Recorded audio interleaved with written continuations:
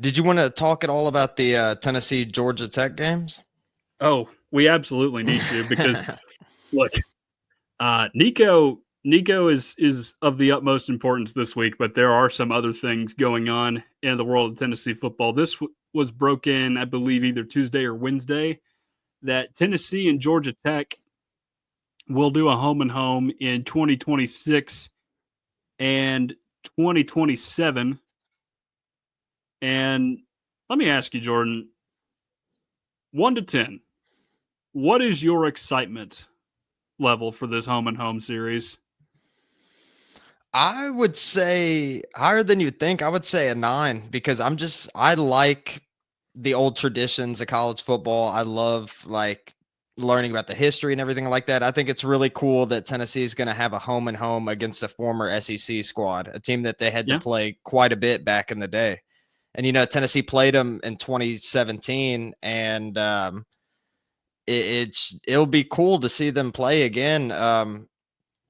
Because of the fact that they're in the SEC, and then like also like how well Georgia Tech did against Georgia last year. I mean, it should be a good matchup, especially like with how Tennessee's still trying to figure out a lot of things right now. I mean, these could be some close games moving forward, and I think they'll be fun games to watch.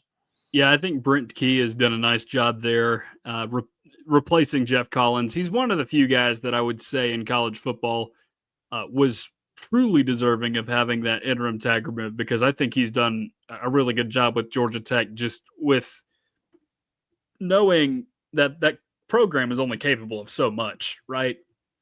So if you win 7 to 9 games a year at Georgia Tech, they'll be perfectly happy. There's nothing wrong with that at all. So uh, I definitely salute the work that he's done. And one thing occurred to me the other day when they announced this. Actually, two things occurred to me. One, this was the debut of the infamous turnover trash can that Tennessee had in 2017, was in this Georgia Tech game. And it was an incredible game. That was probably the one good thing about that year for Tennessee, because that was, let's call it like it was, the worst season in program history that they had at at, at Tennessee. 4-8, don't win a conference game. That's just unbelievably bad. But they came from behind, got the win in overtime. So that's one cool memory about Georgia Tech. And then another memory that's just very coincidental, very, very coincidental for the situation that we're in. Do you remember who Tennessee played before it played Georgia Tech? Chronologically speaking. Oh yeah, you're talking about Nebraska. Of course, yes. And Mhm. who did Tennessee? Well, Tennessee didn't cancel the home and home, but who canceled the home and home on Tennessee that Georgia Tech is now making up for? Nebraska. Yeah, interesting thoughts right there. Yeah, and I And thought Nebraska would have been fun too. I mean, because I feel like Nebraska and Tennessee are like similar programs right now. Like, one storied schools that are just trying to find their light again. yeah, um, and I feel like I should give you my excitement level too. And spoiler alert, it is nowhere near as high as yours. It's at about a 3.5 for this one. Okay. Um, Here's the thing. All right. I definitely have to have a little bit of excitement for it. You got to give credit where credit's due. I hate neutral games. The average college football fan should hate them anyway, because, like, why? What reason other than the fact that it's in your backyard? If you're a Tennessee fan living around Charlotte, are you fired up to see them play Duke in the Panther Stadium at the beginning of the season? That that does not do much for a fan base. And I'm glad that Tennessee and Georgia Tech are doing a home and home for that reason. That's great. But I'm definitely pretty bummed at the same time because, for one, that would have been a super cool home and home with Nebraska. And I get it. The shoe has been on the other foot in the past. Tennessee has opted out of several home and homes here lately. USC, Wyoming, BYU. There've been a couple that Tennessee's opted out of, and there's bad leadership to blame for that, more so than anything. But I just feel like there's and not to say that Lincoln is a booming metropolis with all kinds of different uh, cool venues and places to go and visit and have a good time in, but going to Atlanta is like the same thing as going to Nashville to watch a game for me. It's just not. It's not a city that has a ton going for it outside of the fact that I know some people there and they have a professional sports team that I'd like to watch. Like there are a few attractions there, but it's not a super cool city. No offense to people that live in Atlanta, and there's nothing super new about it. If you're a Tennessee fan, and again, like if you live in Chattanooga, this is great for you because you could just drive an hour down and drive an hour right back up, and this is awesome. But outside of convenience, there's not much good about it. And other problem too is it definitely doesn't help that Tennessee is starting the 2025 season in Atlanta in the Georgia Dome. And it looks like too with what Georgia Tech has, I don't know if it's a contractual obligation or what, but they have to play a certain amount of big games in the Georgia Dome. So it looks like that game will probably be played in the Georgia Dome, which I don't know, it just doesn't do a lot for me. Yeah, I mean, the Georgia Dome is definitely one of those stadiums you just see thrown around a lot. I mean, they have a bowl game, you got the SEC championship, whatnot. I mean, I'm still excited about it. I guess, just solely because of the idea that they used to be in the SEC. But I do agree that Nebraska would have been better when Tennessee first announced their home and home with Nebraska.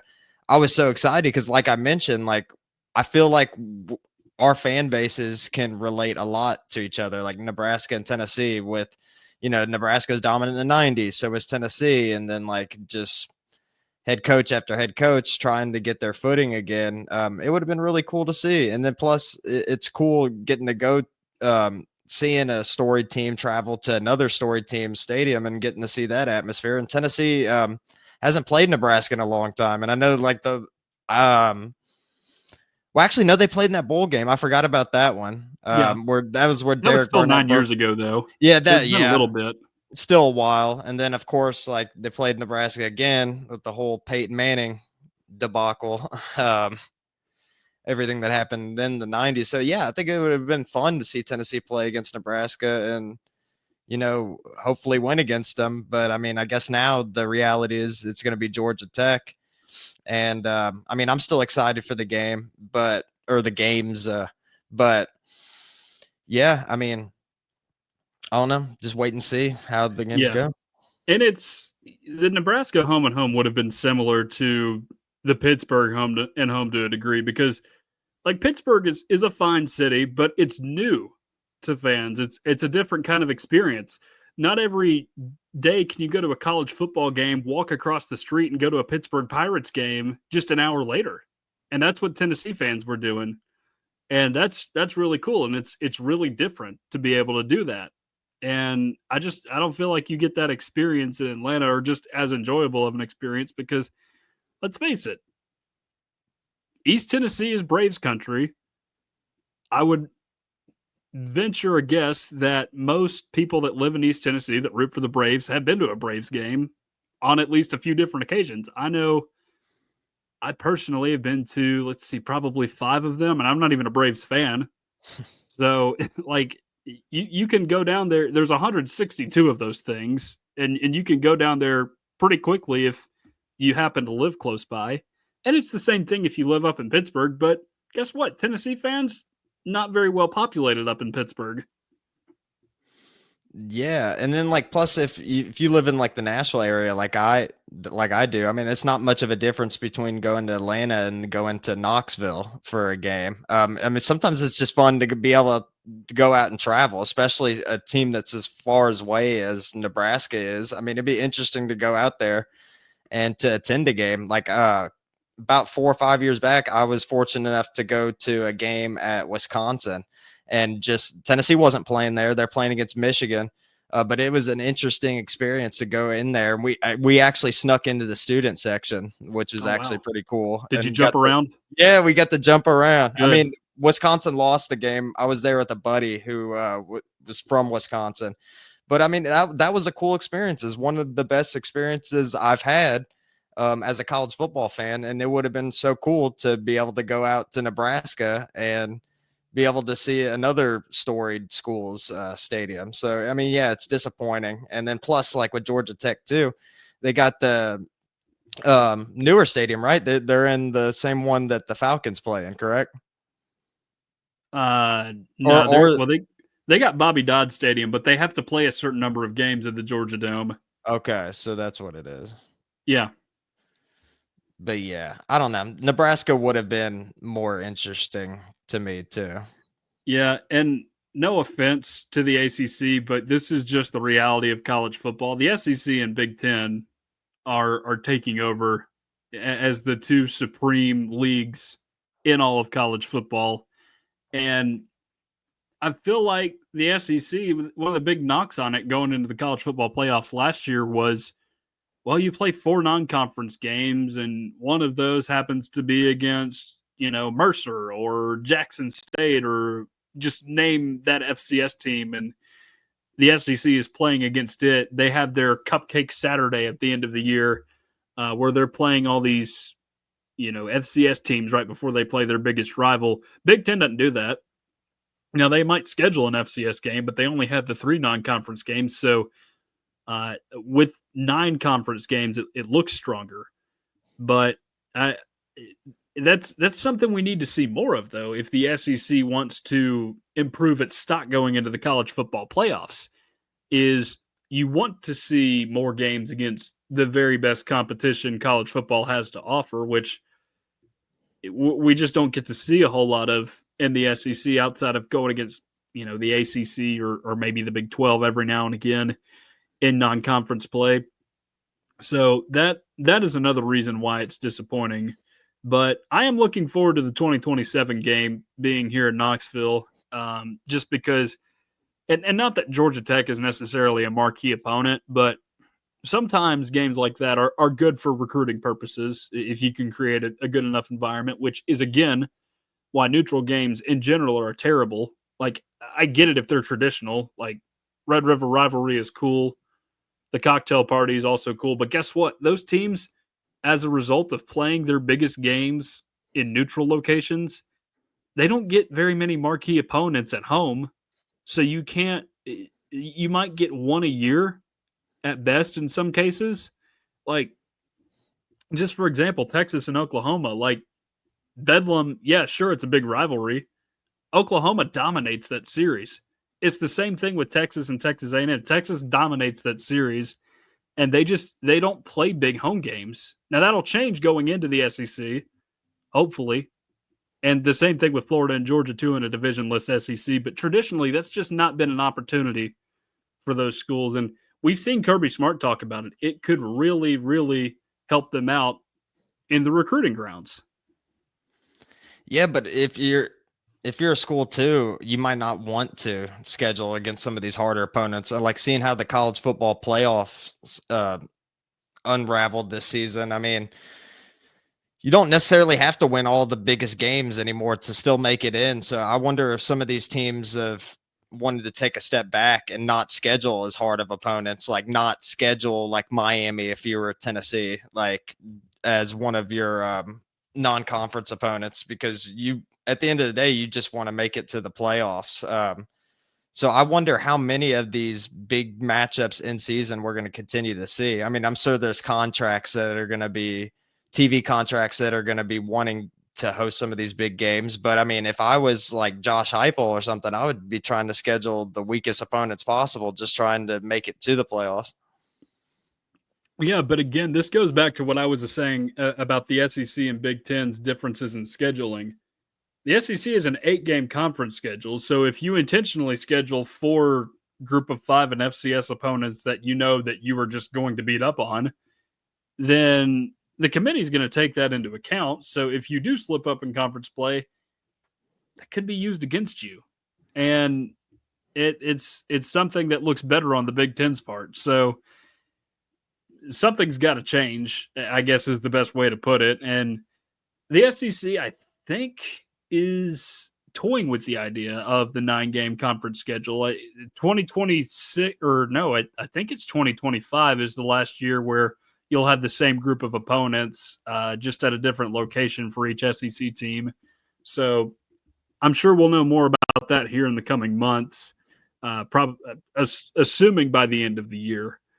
But it's got to change up somehow because Tennessee did have a bit of a more fortunate draw than some of these other teams out there in the SEC, and like Texas, for example, had a really, really fortunate draw. Yeah. Outside of playing Georgia at home and maybe going to Texas A&M, ended up not being a super difficult draw. So I'm hoping that's something that gets changed up as well, and that you have the 3-6 9-game SEC schedule as opposed to having your one common opponent and just 7 SEC games and 7 other opponents, or even 8. I just don't feel like that's a good fit for the league. But overall, I definitely think that out of conference scheduling is going to be important. And I would hope at some point that the SEC quits with these bye games. And because honestly, like you can't, like this season, for example, Tennessee played Chattanooga to open the season. How hyped can you get for a game against Chattanooga? Honestly, to start the season, like, yeah, it was cool to see Nico for a quarter, but guess what? We're all hot and sweating right now. So we're gonna leave after the second quarter of the game because Tennessee's up 45-0. There's no reason to stick around. So yeah, I hope that's something they eventually do away with. But overall, I commend Tennessee and Georgia Tech for doing this. The administrations deserve to be applauded. But just me personally, I can't get as hyped up for this game just because I know what Tennessee had, and it sucks that it got canceled. Yeah.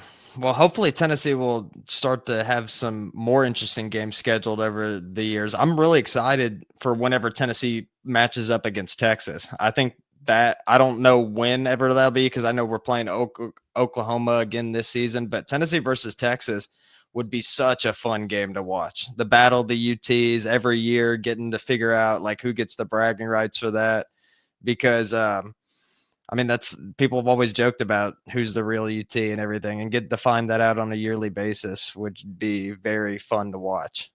Yeah, and I guess too the 28 and 29 season, going back to out of conference stuff. Washington is a home and home that's still on the table, which that's going to be an exciting one. Getting to go up there because Seattle's a really cool city.